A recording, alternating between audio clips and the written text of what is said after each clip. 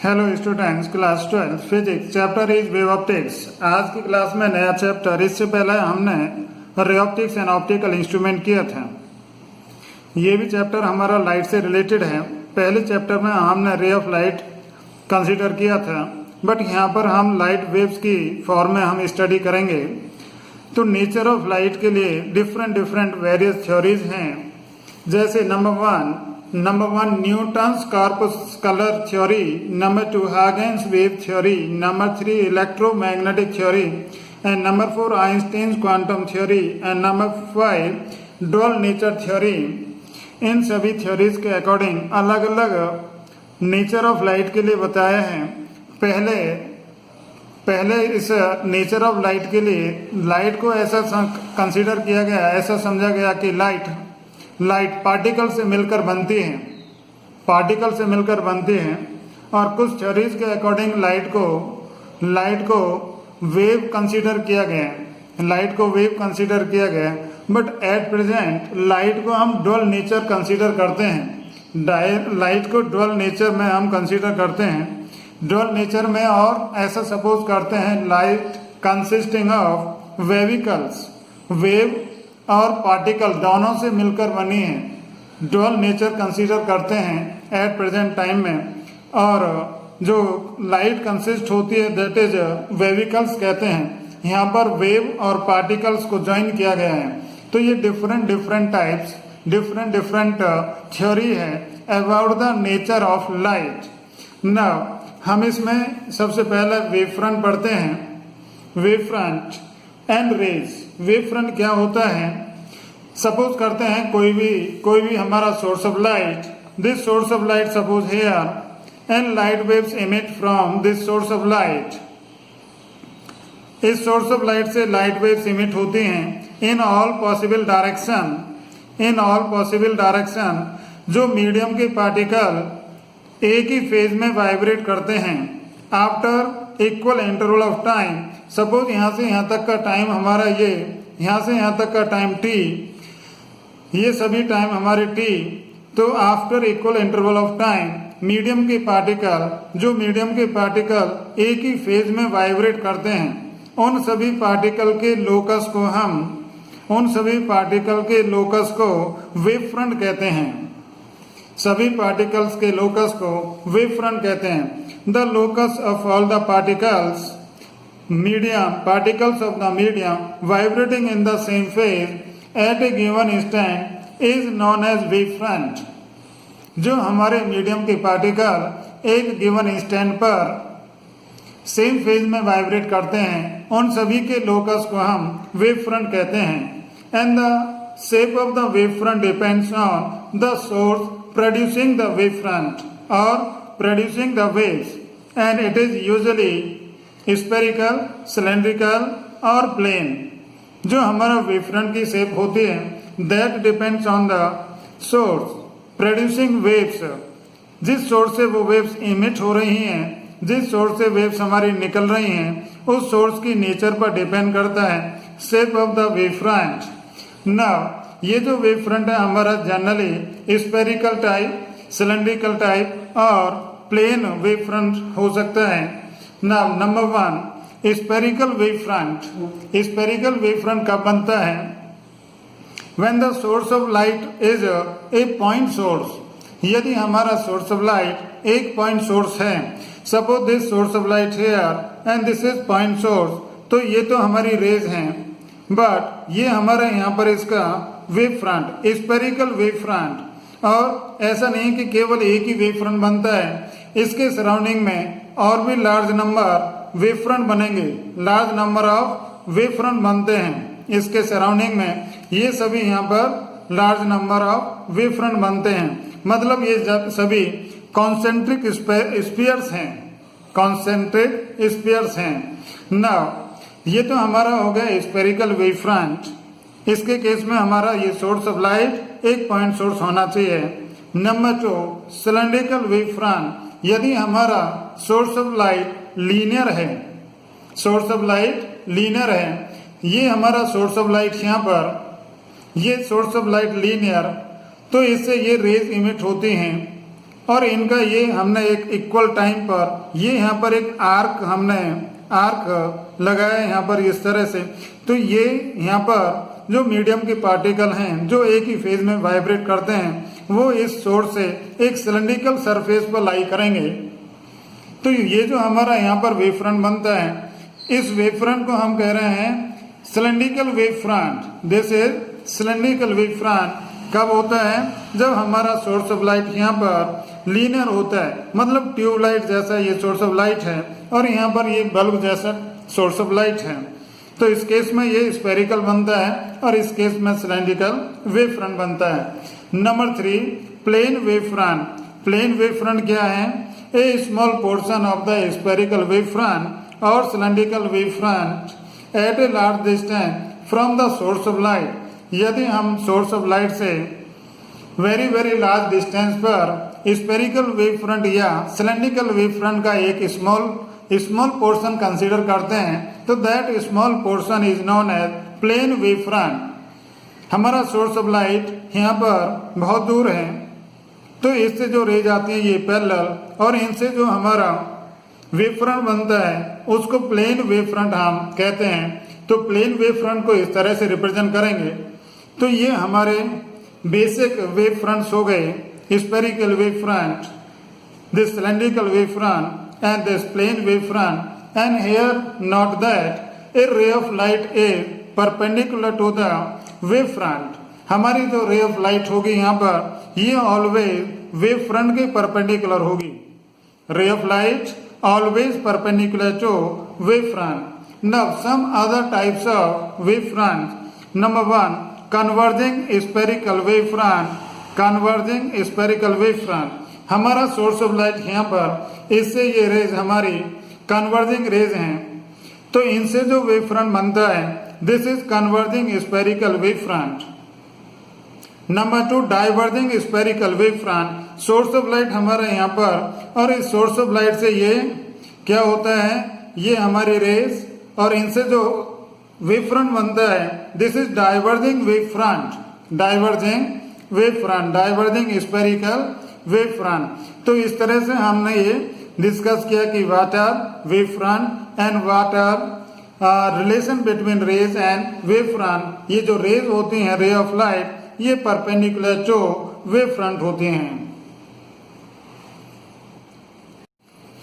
Now next topic is behavior of prism, lenses and spherical mirrors toward the plane wave front. इस topic के अंदर हम करेंगे यदि हम प्रिज्म पर, लेंस पर या स्फेरिकल मिरर्स पर एक प्लेन वेव फ्रंट इंसिडेंट करें तो आफ्टर पासिंग थ्रू हमें किस तरह का वेव फ्रंट मिलता है। तो नंबर 1 प्रिज्म का केस लेते हैं। This suppose glass prism. इस ग्लास प्रिज्म पर ये हमारा प्लेन वेव फ्रंट इंसिडेंट होता है। This plane wave front incident on this glass prism. इस ग्लास प्रिज्म से पास होने के बाद ये जो हमारा प्लेन वेव फ्रंट है this plane wave front bend toward the base of the prism.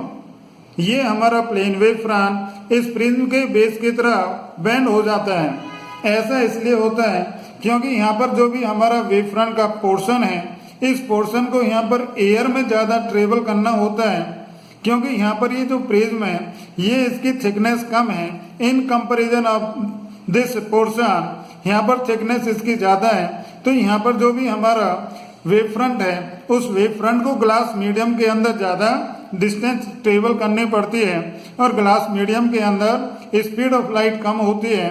तो ये यहाँ पर क्या होता है, ये पोर्शन हमारा पीछे रह जाता है, ये पोर्शन हमारा डिस्टेंस कम चलता है क्योंकि इसको ग्लास मीडियम के अंदर चलना होता है और ये यहाँ पर ग्लास के अंदर स्पीड कम होती है तो इसकी डिस्टेंस ट्रेवल कम होती है, बट इस पोर्शन की डिस्टेंस ज्यादा हो जाती है।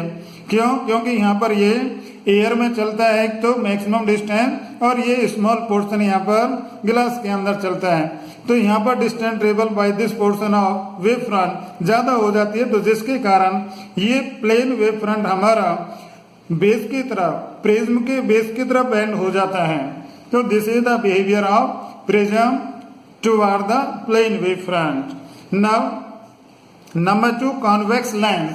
कॉन्वेक्स लेंस के केस में जब हम एक प्लेन वेव फ्रंट इंसिडेंट करते हैं this plane wave front incident on this convex lens, तो हमें यहाँ पर स्पेरिकल वेव फ्रंट मिलता है after passing through this convex lens.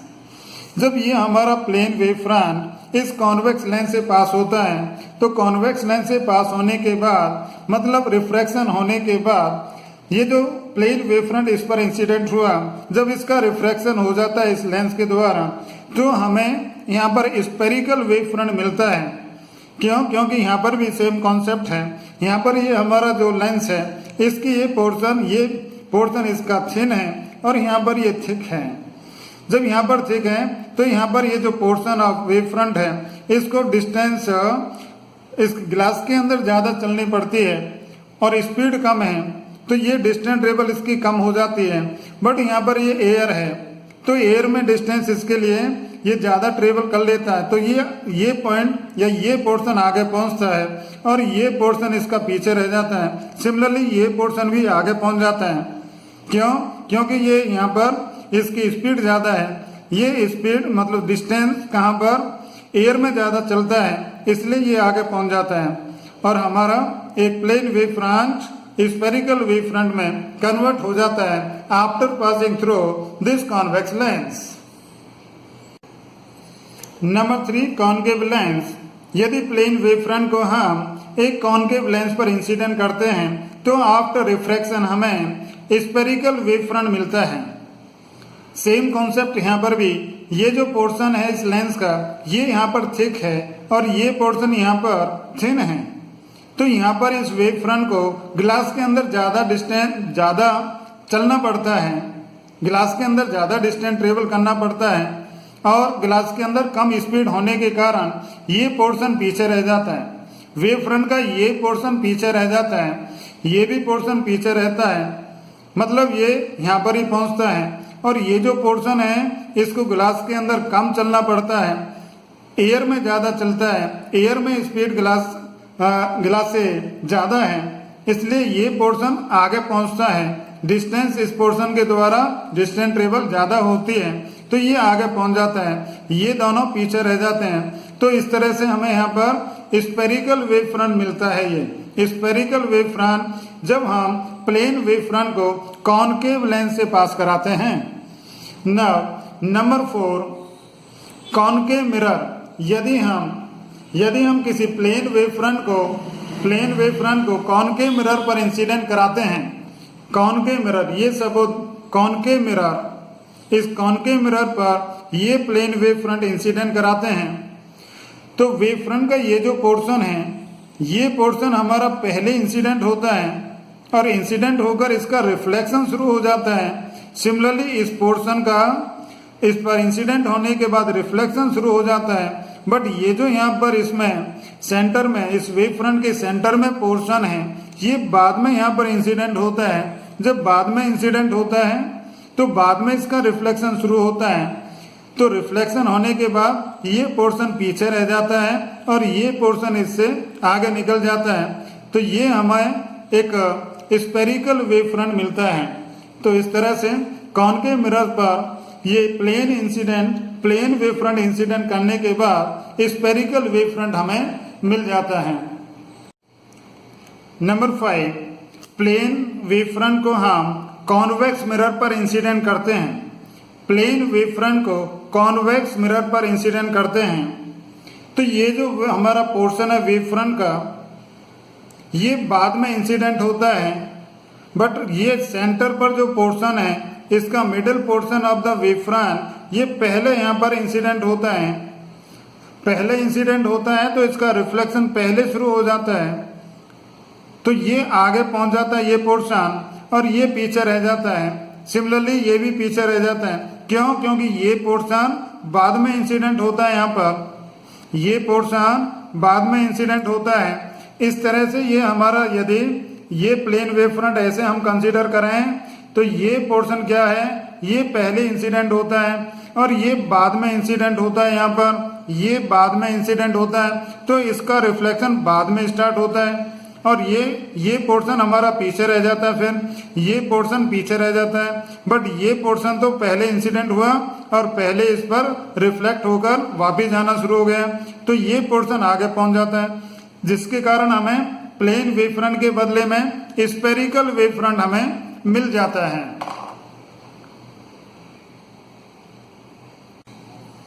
Now question देखते हैं, consider a point at the focal point of the convergent lens, another convergent lens of the short focal length is placed on the other side. What is the nature of the wavefront emerging from the final image? Question में कहता है कि ये हमारा एक convergent lens, इस convergent lens पर क्या किया, इस लेंस के फोकस पर एक पॉइंट हमारा, एक सोर्स ऑफ लाइट हमने यहाँ पर रख दिया, इसके फोकस पर, इस लेंस के फोकस पर रख दिया। उसके बाद एक लेंस इसके दूसरे साइड में रख दिया। तो यहाँ पर इस लेंस से निकलने के बाद जो हमें वेव फ्रंट मिलेगा, वो वेव फ्रंट किस नेचर का होगा ये बताना है ना। क्योंकि ये हमारा यहाँ पर ये जो सोर्स ऑफ लाइट है ये इस लेंस के फोकस पर प्लेस है, राइट। जब फोकस पर प्लेस है और आप ये जानते हैं कि ये पॉइंट सोर्स हमारा, तो पॉइंट सोर्स से स्फेरिकल वेव फ्रंट हमारे बनते हैं। Spherical wave front, point source है, पॉइंट सोर्स से स्फेरिकल वेव फ्रंट हमारे बनते हैं। और जब ये स्फेरिकल वेव फ्रंट इस लेंस से पास होते हैं तो ये हमारे प्लेन वेव फ्रंट मिलते हैं। स्फेरिकल वेव फ्रंट जब लेंस से पास होते हैं तो प्लेन वेव फ्रंट मिलते हैं। आप ये भी कह सकते हैं कि जब हमारा ऑब्जेक्ट लेंस के सामने फोकस पर होता है तो refraction rays parallel to principal axis हो जाती हैं, और जब रेज हमारी पैरेलल टू प्रिंसिपल एक्सिस होते हैं, पैरेलल बीम ऑफ लाइट होती है, तो उससे बनने वाला वेव फ्रंट हमारा प्लेन वेव फ्रंट होता है। तो इस लेंस से निकलने के बाद प्लेन वेव फ्रंट बनता है। अब ये प्लेन वेव फ्रंट हमारा इस लेंस पर इंसिडेंट होता है, तो इस लेंस से निकलने के बाद फिर ये स्फेरिकल वेव फ्रंट में कन्वर्ट हो जाता है। क्यों? क्योंकि आप जानते हैं ये रे ऑफ लाइट जब पैरेलल इंसिडेंट होकर इससे निकलते हैं तो वो हमारी फोकस पर कन्वर्ट होती हैं।